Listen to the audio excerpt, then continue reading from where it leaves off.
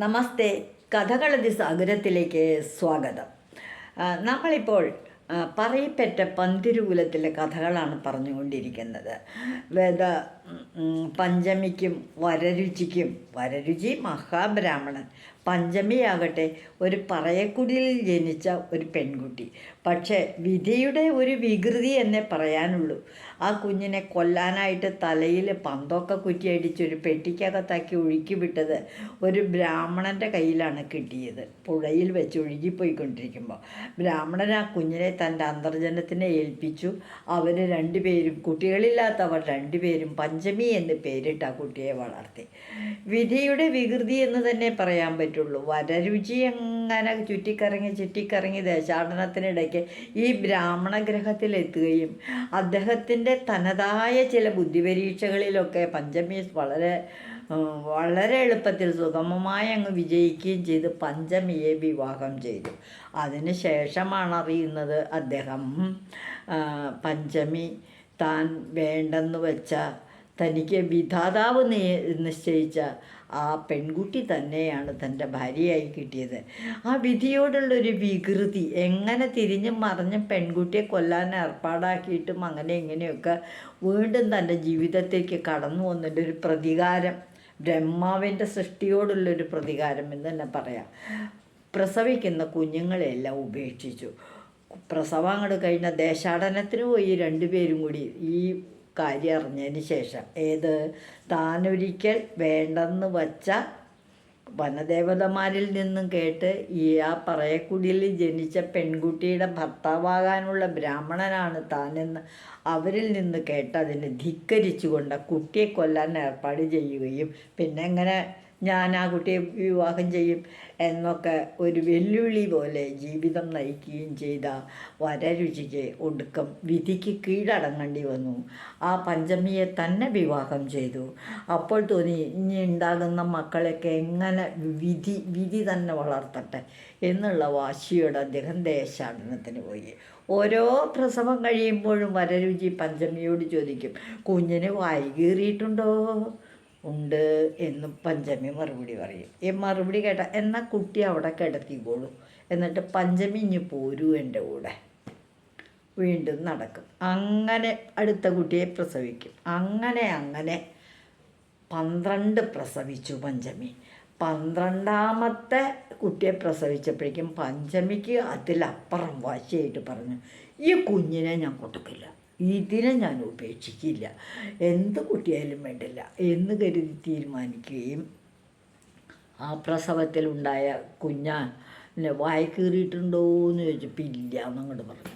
എന്നാൽ കയ്യിലെടുത്തോളൂ എന്ന്. കയ്യിലെടുത്ത് കുറച്ച് കഴിഞ്ഞിട്ട് കുഞ്ഞിന് പാല് കൊടുക്കാനായിട്ട് പഞ്ചമി നോക്കിയപ്പോൾ എന്താ, കുട്ടിക്ക് വായയില്ല. എന്ത് പറ്റി? വായ ഉണ്ടായിരുന്ന കുട്ടിയാണ്, കരഞ്ഞതാ, താൻ മുലപ്പാൽ കൊടുത്തതാ. ഭർത്താവിനെ ധിക്കരിച്ച് വായയില്ല എന്നങ്ങോട്ട് പറഞ്ഞു, ഒരു നുണയങ്ങോട്ട് പറഞ്ഞു കുട്ടിയെ എടുക്കാൻ വേണ്ടിയിട്ട്. ഇങ്ങനെയൊന്ന് കണ്ടപ്പോൾ പഞ്ചമി ആകെ ഭയപ്പെട്ടു. വരരുചി അങ്ങനെ പഞ്ചമിയുടെ കുഞ്ഞിനെയും കൊണ്ട് ഒരു കുന്നിൻ്റെ മുകളിൽ കയറി ആ വായില്ല കുന്നിലപ്പൻ എന്ന പേരിൽ അവിടെ ഒരു പ്രതിഷ്ഠ നടത്തി. ആ കുട്ടിയാണ് വായില്ല കുന്നിലപ്പൻ. അപ്പോൾ വായില്ല കുന്നിലപ്പനും ഇതിലൊരു പെൺകുട്ടിയുണ്ട്, കാരക്കലമ്മയായി മാറിയ പെൺകുട്ടി. ഇവർ രണ്ടുപേരും ഒഴികെ ബാക്കി 10 പേരും കൂടി മൂത്ത മകനായ അഗ്നിഗോത്രയുടെ ഇല്ലത്ത് അച്ഛൻ്റെ അമ്മയുടെ ശ്രാദ്ധം കൂട്ടാനായിട്ട് ഒത്തുചേരാറുണ്ട്. അഗ്നിഗോത്രയുടെ അന്തർജനം നങ്ങിയിലെ അമ്മയ്ക്ക് ഈ ഭർത്താവിൻ്റെ അനിയന്മാരെ ഒന്ന് കണ്ണിനേരെ കണ്ടുകൂടാ. ഒരാളൊരു പെരുന്തച്ഛൻ, പിന്നെ ഒരാളൊരു നറാളത്ത് പ്രാന്തൻ, പിന്നെ ഒരാൾ പാക്കനാര്, പിന്നെ ഒരാൾ ഉപ്പുകൂറ്റൻ, പിന്നെ കവൂർച്ചാത്തൻ, അതുകൂടാണ്ടൊരു തിരുവരങ്ങത്തെ പാണനാര്, പാക്കനാര്, ഇങ്ങനെ പലരും.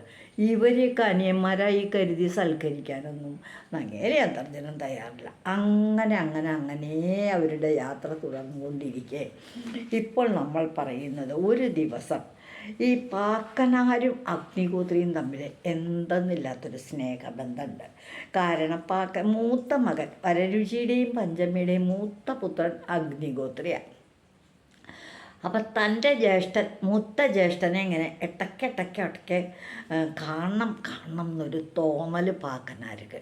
പാക്കനാരൊക്കെ അവിടെ ഈ മനയിൽ അഗ്നിഹോത്രിയുടെ ഇല്ലത്ത് ശ്രാദ്ധ കൂട്ടുന്നതിന് മാത്രമേ അദ്ദേഹം അകത്തേക്ക് പടിപ്പുരയുടെ അകത്തേക്ക് പ്രവേശിക്കാറുള്ളൂ.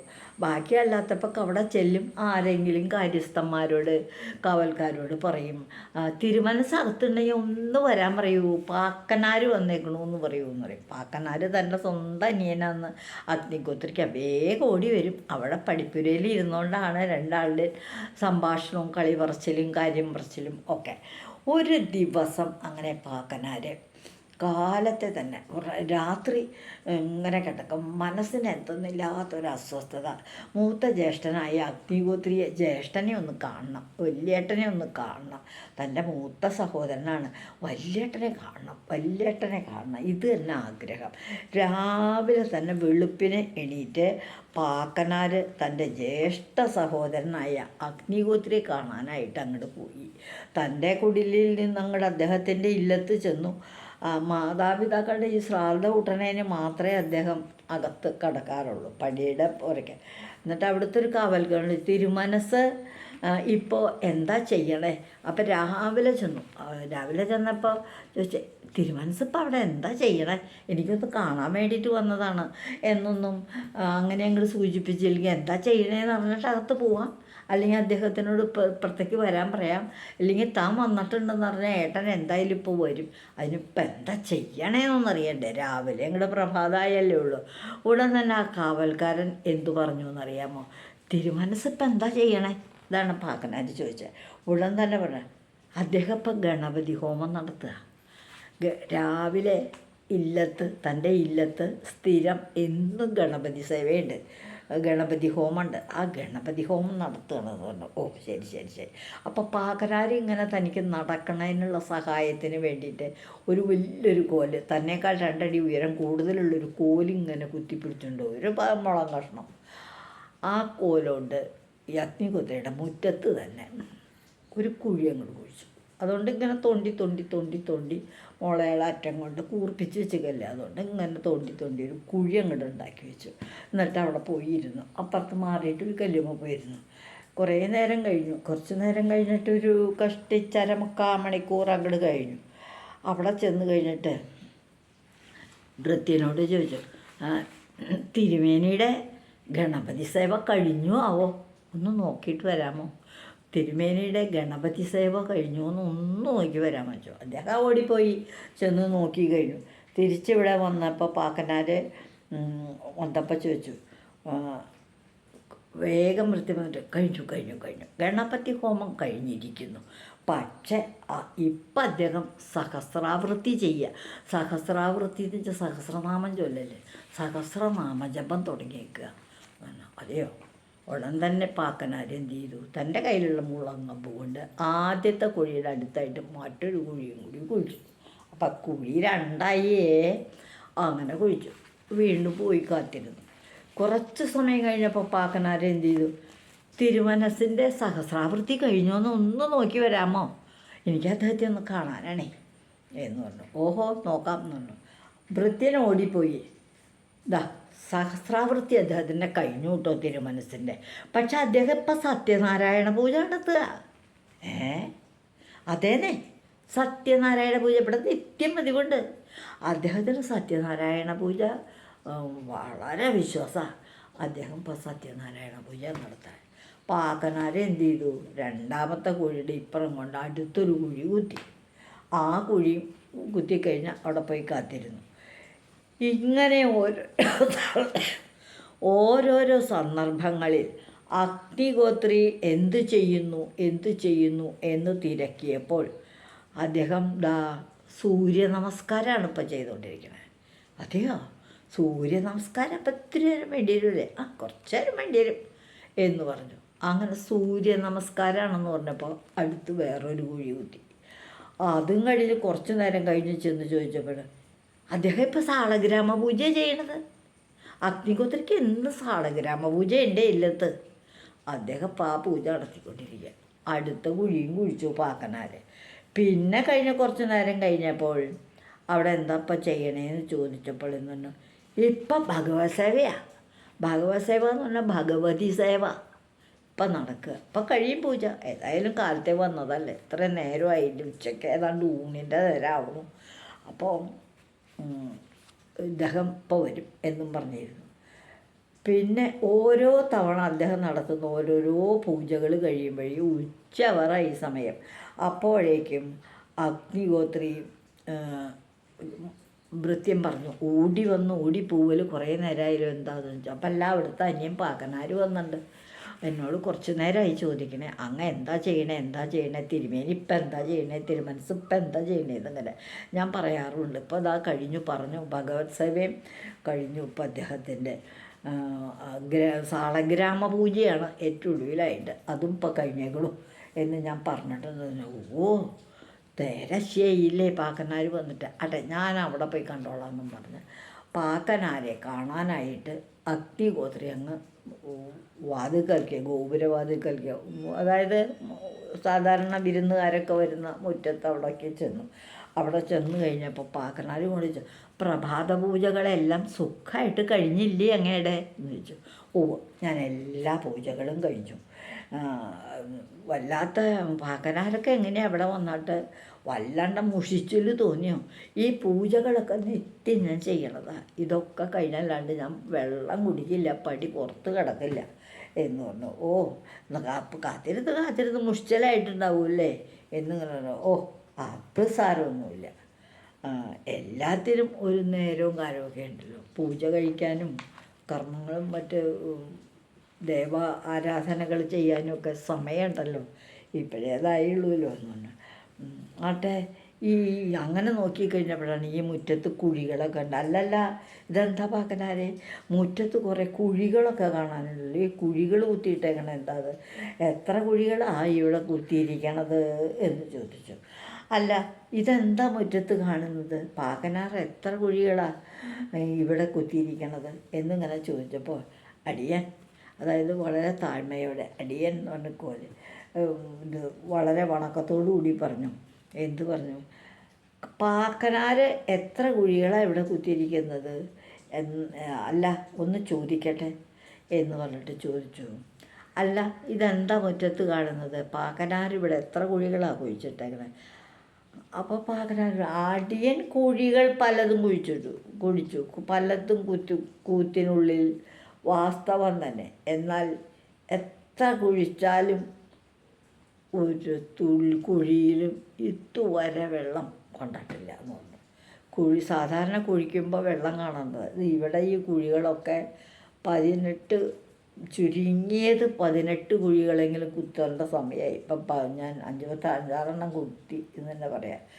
അങ്ങനെ പാക്കനാർ തന്നെ പരിഹസിച്ചുവെന്ന് അഗ്നിഹോത്രിക്ക് നിശ്ചയമായി. ഈ പുഴുവിനെ നേരിട്ട് കാണാതിരിക്കാൻ വേണ്ടിയാണ് ഈ അഗ്നിഹോത്രി പാക്കനാരും തമ്മിൽ കണ്ടിട്ട് അവർ ഓരോ കർമ്മം അദ്ദേഹം ചെയ്യുന്നതെന്ന് പറയുമ്പോൾ മുറ്റത്ത് കുഴികൾ കുത്തിയിട്ടു. അങ്ങനെ കുഴികൾ കുറേയായി ഒന്നും കണ്ടില്ല. കുഴികൾ പലതാണ് കുഴിക്കുന്നതെങ്കിലും അവ തുടർച്ചയായി കുഴിച്ച എല്ലാ കുഴികളിലും വെള്ളം കണ്ടേനെ. ഇതൊക്കെ ഒരു കുഴിയായിട്ടാണ് കുഴിച്ച ഓരോന്നും എന്ന് വെച്ചാൽ വെള്ളം കാണാമെന്ന്. ഇതിപ്പോൾ വെള്ളമൊന്നും കാണാനില്ല. ഈ പല പല കുഴികൾ, ചെറിയ ചെറിയ കുഴികൾ ഒരുപാട്, ഒന്നിനും വെള്ളവും കണ്ടിട്ടില്ല. ഈ ഉറവകൾ, അവയുടെ അടിയിലുള്ള ഉറവകൾക്ക് പരസ്പരം ബന്ധമുള്ളത് കൊണ്ട് എല്ലാറ്റിൻ്റെയും ചുവട് ഒന്ന് തന്നെ ആയിരിക്കും അല്ലേ. പാക്കനാരങ്ങോട് ചോദിക്കും, ഈ മേലെ ഇപ്പം ഇങ്ങനെ പല കുഴികളായിട്ട് കാണുന്നുണ്ട്, വെള്ളവും കാണുന്നില്ല. കുറേ കൂടെ ആഴത്തിലേക്ക് ചെന്ന് കഴിയുമ്പോൾ ഈ പുഴകളൊക്കെ ഒരുമിച്ച് ചേരില്ലേ, വെള്ളത്തിൻ്റെ സ്രോതസ്സെല്ലാം കൂടെ ഒരെണ്ണാവില്ലേ. അപ്പോൾ പാക്കനാരുടെ ഇതിൽ കയറി വരുന്ന വടക്കം പാക്കനാരുടെ കെയർ ഓഫിലേക്ക് ഈ കുഴികളിലൂടെ പൊങ്ങി വരുന്ന ഉറവകളുള്ള ആ ചെറിയ ചെറിയ നദികളൊക്കെ എന്ത് ചെയ്തു, എല്ലാത്തിൻ്റെയും വെള്ളത്തിന് ഒരേ സ്വാദ് മാത്രമായിരിക്കും. എന്താ പാക്കനാരെ അങ്ങനെയല്ലേ എന്നൊരശരീരിയും കിട്ടും. ഉടൻ തന്നെ പാക്കനാരുടെ എന്ത് പറഞ്ഞു, അഗ്നിഹോത്രിയുടെ ലക്ഷ്യം, അഗ്നിഹോത്രിയുടെ വാക്കുകൾ കേട്ടാൽ ഞാനൊരു മണ്ടൻ. അഗ്നിഹോത്രി പറഞ്ഞു, വടക്ക് കിഴക്ക് ഭാഗത്തു നിന്നുള്ള വെള്ളം ആണ് കാണേണ്ടത്, എല്ലാറ്റിൻ്റെയും ചുവട് ഒന്ന് തന്നെയായിരിക്കും. അഗ്നിഹോത്രിയുടെ വാക്ക് കേട്ട് പാക്കനാർ പറഞ്ഞു, ഇങ്ങനെ വരാതിരുന്നത് എന്താണാവോ, പുതിയ കിണറായിട്ട് വരേണ്ടതായിരുന്നു ഇവിടെ. തിരുമനസ് പറഞ്ഞത് പരമാർത്ഥം തന്നെയാണ്. അഗ്നിഹോത്രി പറഞ്ഞു. എന്താ അഗ്നിഹോത്രിയോട് പറഞ്ഞു പാക്കനാർ, ഈ ചിന്ത എല്ലായ്പ്പോഴും ഉണ്ടാവണം. എന്താ, അങ്ങനെയെങ്കിൽ എത്ര വേണമെങ്കിലും കുഴിക്കാം, എത്ര വേണമെങ്കിലും തിന്നാം. അതായത് അങ്ങ് പറയുന്ന വാക്ക് വളരെ പരമാർത്ഥമുള്ളതായിരിക്കണം. ഇപ്പം തൻ്റെ അനിയന്മാരോടൊക്കെ ഒന്നിച്ച് ഇവിടെ കൂടിയിരുന്ന് ശ്രദ്ധോട്ടെന്നല്ലേ പറയണേ, പക്ഷെ അവർക്ക് അങ്ങോട്ട് കേൾക്കില്ല. ഇവിടുന്ന് കൊടുക്കാനുള്ള പ്രസാദമായിട്ട് ഈ കുഴികളിൽ നിവേദിച്ച പാമ്പ് മേഘാട്ട അഗ്നിഹോത്രമാണ് താനും. അപ്പം സാരമില്ല പാക്കനാരെ, മടിച്ച് നിൽക്കുന്ന ലക്ഷണമൊക്കെ നാം മനസ്സിലാക്കിയിരിക്കുന്നു. ഈ അടുത്ത് പറഞ്ഞല്ലേ, ഓരോരോ കർമ്മങ്ങൾ അഗ്നിഹോത്രി ചെയ്യുമ്പോഴും കുഴികൾ കുഴിക്കും. ആ കുഴികളിലൊന്നും വെള്ളം കണ്ടില്ല. ഇപ്പം ഒന്നും വേണ്ടായേ. അപ്പോൾ പ്രാതൽ എന്തെങ്കിലും കഴിക്കാമെന്ന് പറഞ്ഞാൽ ക്ഷണിച്ചു. അഗ്നിഹോത്രി ക്ഷണിച്ചു. ഇപ്പം ഒന്നും എനിക്ക് വേണ്ട, പൂജയൊക്കെ കഴിഞ്ഞ് പോയിട്ട് എന്താ വേണ്ടതെന്ന് കഴിക്കാം. എന്നിട്ട് ഇനി എപ്പോഴാണ് സൗകര്യപ്പെടുന്നതെന്ന് വെച്ചാൽ കുഴിയിലേക്കൊക്കെ വരില്ല, അപ്പോഴേ ഉണ്ടാവുള്ളൂ. ഇപ്പം ഞാൻ ഈ കുഴിക്കലൊക്കെ നിർത്തി അങ്ങയുടെ നിവേദ്യം അർപ്പിക്കാൻ പോവാം. എന്നാൽ പോവുക, സാരമില്ല പാക്കനാരെ, പിന്നെയാവാം, നമുക്ക് ഇല്ലത്തേക്ക് പോവാം, അവിടെ ചെന്നിട്ട് ഊണ് കഴിക്കാം എന്ന് പറഞ്ഞു. അയ്യോ, എനിക്കിപ്പോൾ ഊണൊന്നും കഴിക്കണ്ട, ജ്യേഷ്ഠൻ്റെ തിരുമനസ് ഇത്രയും നേരം വിഷമിപ്പിക്കേണ്ടി വന്നുല്ലോ, അത് തന്നെ വലിയ ഒരു കാര്യം തന്നെയാണ്. ഇനി കൊട്ടാരമില്ലാതെ അകമ്പടിയൊന്നുമില്ലാതെ മഹർഷി രണ്ടാം ഇവിടെ മുഖത്തോട് ഇങ്ങനെയുള്ള രക്തബന്ധം കൊണ്ടായിരിക്കണം.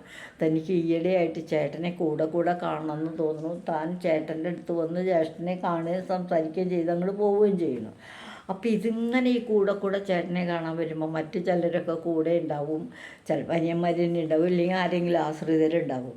അപ്പോൾ ഈ നങ്ങേൽ ഇത്ര പാക്കനാരത്ര താല്പര്യമൊന്നും കാണിച്ചില്ല. ഓ വേണ്ട, ഞാൻ കാലത്ത് പ്രാതൽ കഞ്ഞി കുടിച്ചിട്ടാണ് പോകുന്നത്, എനിക്കിനി പുണ്ണാറാകുമ്പോഴേക്കും അങ്ങോട്ട് എത്താമല്ലോ, ഞാൻ വേഗം പോവാട്ടോ എന്ന് പറഞ്ഞു. എനിക്ക് മനസ്സിലാവും എന്തുകൊണ്ടാണ് പോണേന്ന്. അന്തർജനത്തിൻ്റെ പെരുമാറ്റം അത്രയ്ക്ക് അങ്ങോട്ട് ആവണില്ല അല്ലേ, കുറച്ചാവാനുണ്ട്. നമ്മൾ രണ്ടുപേരും എന്ന് പറയുന്നത് ഒരു കുടുങ്ങിയ സ്ഥലത്ത് എന്ന് വെച്ചാൽ വയറിനുള്ളിൽ രണ്ടുപേരും അങ്ങനെ കെട്ടിപ്പിടിച്ച് വളർന്നവരാ. എന്നിട്ടാണ് ചേട്ടൻ ആദ്യം ജനിച്ചു, പിന്നാലെ ഞാനും ജനിച്ചു, അങ്ങനെ ഉണ്ടായി. ഇപ്പം ഈ ഒരുമിച്ച് നമ്മൾ കൂടെ പറന്നതിൻ്റെ രക്തബന്ധം കൈകൊണ്ടായിരിക്കുമെന്നും നമ്മൾ അങ്ങ് പുറത്തേക്ക് കയറ്റി വെച്ചാൽ ആയില്ലേ, ഇരട്ടക്കുട്ടികളായിട്ടല്ലേ ഇവർ ജനിച്ചേ. അതുകൊണ്ട് കൂടെ ജ്യേഷ്ഠനെ കാണണമെന്ന് തോന്നൽ നങ്ങ്യാര് കാറ്റ് കഥ ഇങ്ങനെ കാണണമെന്ന ആഗ്രഹം മനസ്സിൽ കൂടെ ജ്യേഷ്ഠനെ കാണണമെന്നുള്ള ആഗ്രഹം മുളയ്ക്കുമ്പോൾ കൂടി വരുന്നതാണ് അദ്ദേഹത്തെ അന്വേഷിക്കുന്നത്. അതുപോലുള്ളൊരു പതിവ് സന്ദർശനം മാത്രമാണ് ഇത് എന്നും പറഞ്ഞ് പാക്കനാരങ്ങട് നടന്നു പോവുകയും ചെയ്തു. ആ കാഴ്ച അങ്ങനെ അഗ്നിഹോത്രി സൂക്ഷ്മ നിരീക്ഷണത്തോടെ വീക്ഷിച്ചു. വളരെ ശ്രദ്ധിച്ചു നിന്നു. അപ്പോൾ എന്താ വെച്ചാൽ പാക്കനാർക്ക് വേറൊരു ചിന്തയില്ല, തനിക്ക് ഇവിടെ വരണം, മറ്റുള്ളവർ ഇവിടെ വരണം, ഒരു കേട്ട് ആലോചിക്കൊന്നുമില്ലാണ്ട് വർത്താനം പറയണം. അതിപ്പോൾ ജ്യേഷ്ഠനോടായാലും ജ്യേഷ്ഠത്തിയോടായാലും കുടുംബമായിട്ട് അങ്ങനെ ജീവിക്കണം. കാണുമ്പോൾ തന്നെ ഒരു സുഖം, ഭാര്യയും ഭർത്താവും കുടുംബമൊക്കെ ആയിട്ട്. അദ്ദേഹം അങ്ങോട്ട് തിരിച്ചു പോവുകയും ചെയ്തു. പക്ഷേ തിരിച്ചു പോയി കൂടെ പിറന്നതിൻ്റെ രക്തബന്ധം കൊണ്ടാവാം നമ്മൾ ഒരുമിച്ച് ഇങ്ങനെ ഒരു വയറ്റിൽ 10 മാസം ഒരുമിച്ചല്ലേ കിടന്നേ, അതുകൊണ്ടാവും നമ്മൾ തമ്മിൽ ഇത്ര ഒരു ആത്മബന്ധം എന്നും പറഞ്ഞു. ഞാൻ പോകുന്നു എന്നും പറഞ്ഞ് പാക്കനാരെ പറഞ്ഞു. ഊണ് കഴിച്ചിട്ട് പോകാം എന്ന് പറഞ്ഞു. അല്ല, ഇതെന്താ ഈ കുഴിയൊക്കെ ഇങ്ങനെ ബാക്കി വെച്ച്? തിരുമനസ് പറഞ്ഞത് പരമാർത്ഥമാണ്. ഈ കുഴിയെല്ലാം കൂടെ ഒരു കുഴിയിലാണ് കുഴിച്ചെങ്കിൽ എൻ്റെ പാക്കനാരെ അവിടെ വെള്ളം കണ്ടേനെ എന്ന് പറഞ്ഞു. അത് തന്നെയാണ് എനിക്കും പറയാനുള്ളത്.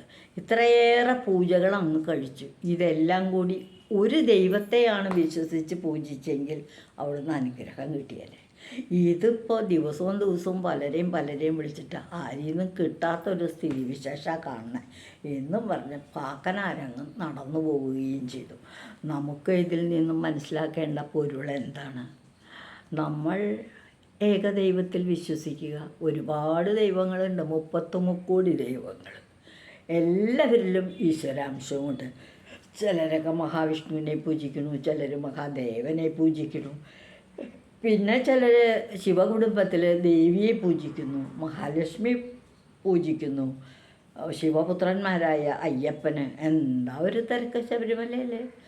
പഴനിയിൽ സുബ്രഹ്മണ്യൻ, അവിടെയോ ഒന്നും പറയണ്ട. പിന്നെ ഗണപതി ഇല്ലാത്തൊരു കോവിലില്ല, അപ്പോഴും ഉണ്ട്. എല്ലാ പൂജകളും ഏകാഗ്രതയോടെ ഒരിടത്താക്കും, അവിടെ വിശ്വസിക്കും. അങ്ങനൊരു ധ്വനി കൂടി പാക്കനാരുടെ ഈ പറച്ചിലിൽ ഉണ്ട്. അഗ്നിഹോത്രിക്കുള്ള ഒരു ഉപദേശമായിട്ടോ ഒരു നിർദ്ദേശമായിട്ടോ ഒക്കെ അതിനെ പരിഗണിക്കാം.